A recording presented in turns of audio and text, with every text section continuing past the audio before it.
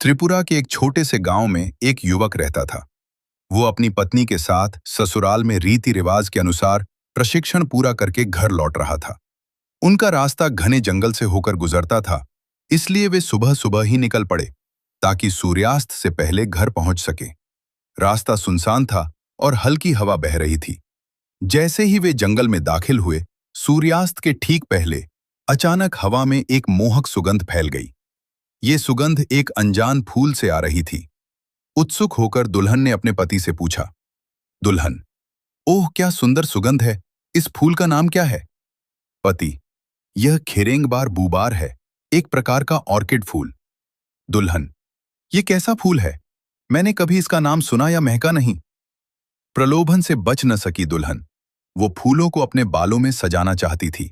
उसने उत्सुकता से पति से कहा, दुल्हन, क्या आप मेरे लिए कुछ फूल तोड़ सकते हैं? मैं इन्हें अपनी चोटी में लगाना चाहूंगी। लेकिन पति ने चेतावनी दी, ओह मेरी प्रिय, तुम ये फूल नहीं लगा सकती। ये स्वर्ग के फूल हैं जो केवल देवताओं के लिए खिलते हैं। यदि कोई इंसान इन्हें छू ले तो उसे विनाश का सामना करना पड़ेगा। पति की चेतावनी ने उल्टा उसकी जिज्ञासा और बढ़ा दी।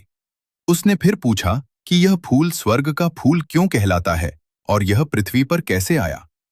पति ने गंभीर मुद्रा में समझाया, खैर, बहुत समय पहले एक अप्सरा स्वर्गीय नायिका को श्राप मिला और उसे पृथ्वी पर रहने के लिए भेज दिया गया। उसने अपने पसंदीदा फूल का एक बीज भी साथ लाया और यहीं लगा दिया।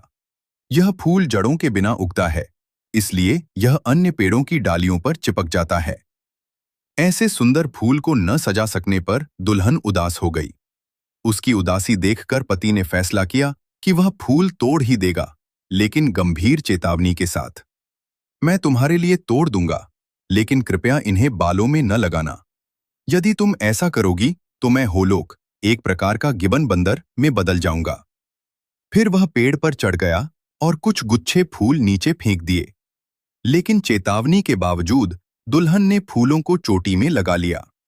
तुरंत ही पेड़ पर खड़े पति को अपने शरीर में अजीब बदलाव महसूस हुए। पति घबराहट से चिल्लाते हुए, प्रिय, क्या तुमने फूल बालों में लगा लिए? मैंने चेतावनी दी थी, मैं अपना मानव रूप खो रहा हूं। डर गई पत्नी ने ऊपर देखा। उसका पति धीरे धीरे होलोक में बदल रहा था। सदमे में आकर उसने फूल जमीन पर फेंक दिए। आंसुओं से भरी आंखों से वह रोने लगी। दुल्हन, मैंने क्या कर दिया? मैं तुम्हारे बिना कैसे जीऊंगी? मैं कहां जाऊं? तब तक पति लगभग पूरी तरह होलोक बन चुका था। बोलने में कठिनाई होने पर भी